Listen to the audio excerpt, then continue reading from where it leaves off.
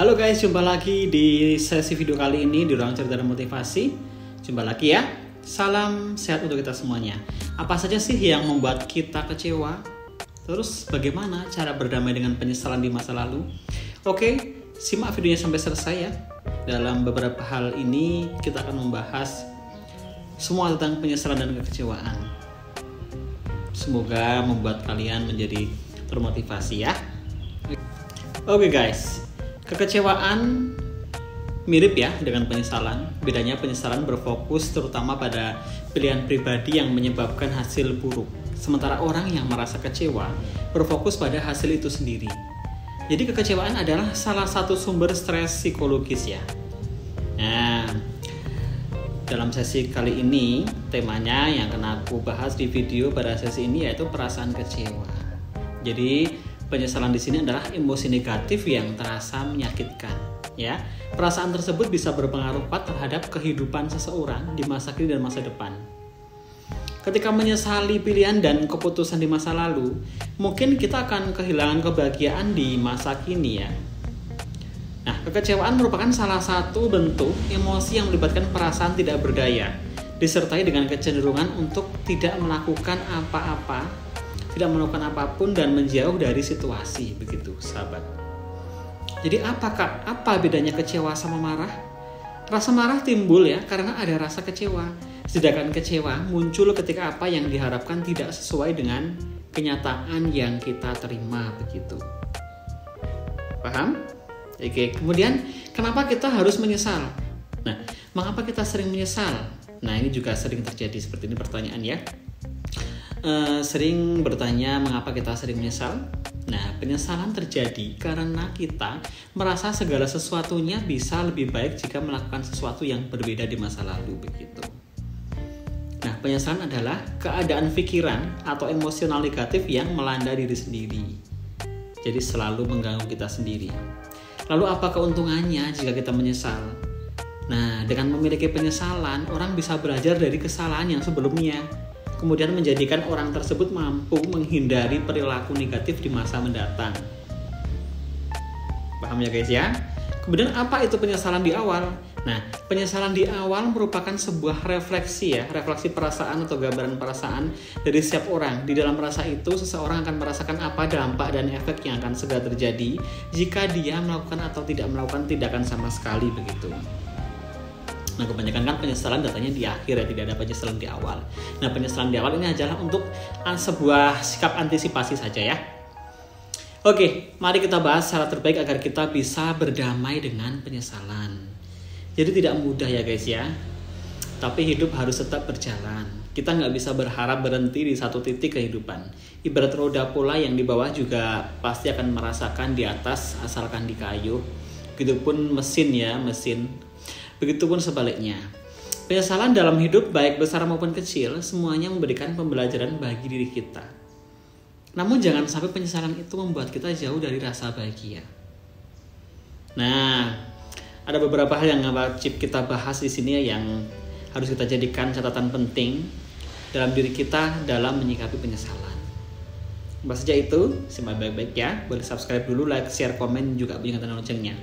Oke, yang pertama jangan pernah berpikir aku nggak akan mengulanginya lagi. Yang perlu kita pahami, penyesalan nggak selalu terjadi untuk hal yang kita lakukan pertama kali. Jadi dalam beberapa hal atau kasus, penyesalan itu muncul karena hal yang telah berkali-kali dilakukan. Lebih baik atur strategi untuk secara perlahan mengubah kebiasaan yang membuat kita menyesal atau membatasi konsekuensi negatif ketika kita mengalami kegagalan dalam mengontrol diri, begitu. Yang berikutnya apa? Memahami perasaan kita sendiri. Jadi banyak orang sering mengatakan bahwa mereka nggak memiliki penyesalan apapun dalam hidupnya. Tentu hal itu merupakan sebuah hal yang sangat tidak realistis ya. Tidak mungkin ya.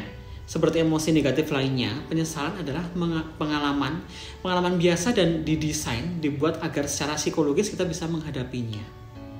Jika kita mampu memahami perasaan tersebut dan nggak malah menyangkalnya, maka tentunya kita akan terbantu untuk membangun strategi demi apa ya? Demi pengalaman masa depan yang lebih baik serta menjadikan emosi tersebut sebagai pelajaran tentunya. Nah, mengidentifikasi atau menelusuri perasaan tersebut secara spesifik juga akan membantu kita untuk mentolerir emosi yang dirasakan sehingga lebih bisa diatur begitu guys. Nah, ketika timbul penyesalan akan sesuatu hal besar seperti gagal dalam membina hubungan percintaan, coba kita tanamkan di dalam pikiran bahwa penyesalan adalah hal yang dialami semua orang. Pasti itu ya. Kita semua tidak sempurna. Nobody's perfect. Kamu tak perlu menyangkalnya guys. Jadi kita tidak perlu menyangkalnya. Terkadang penyesalan ini memang hanyalah penyesalan dan bergeraklah lebih maju begitu saja.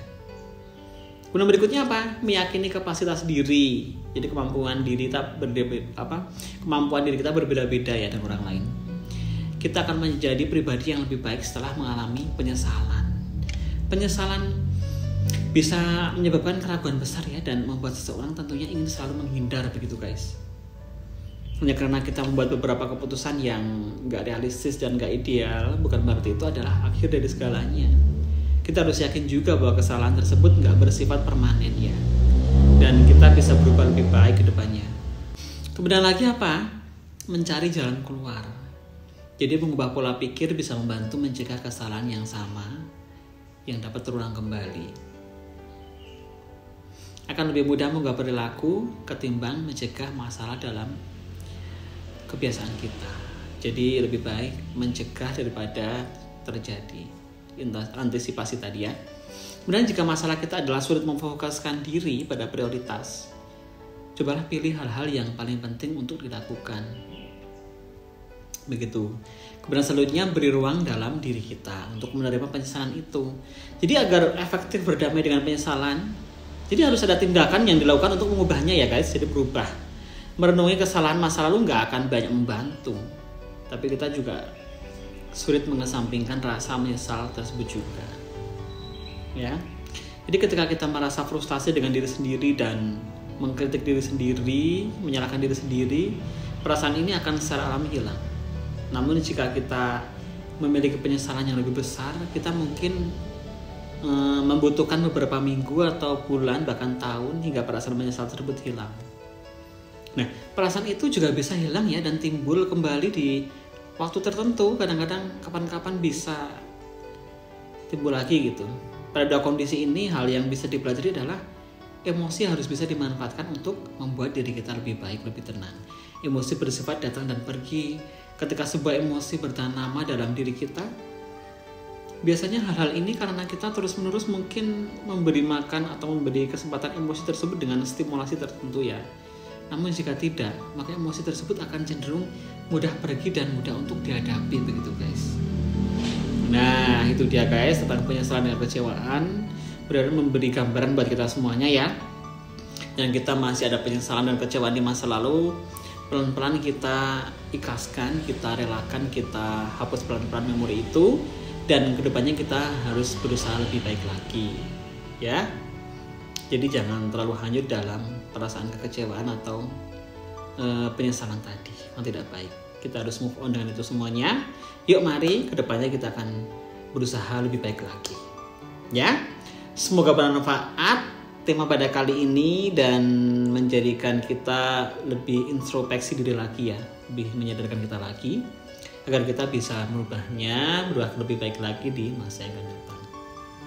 Oke, sampai jumpa di video berikutnya pada sesi Ruang Cerita dan Motivasi. Di video berikutnya lebih menarik lagi. Yang sudah bergabung silakan boleh subscribe, jangan lupa juga komen ya nanti. Kemudian untuk video berikutnya akan datang beberapa saat lagi. Oke, nantikan video berikutnya lebih menarik lagi. Bye bye. See you on the next video. Thanks for watching.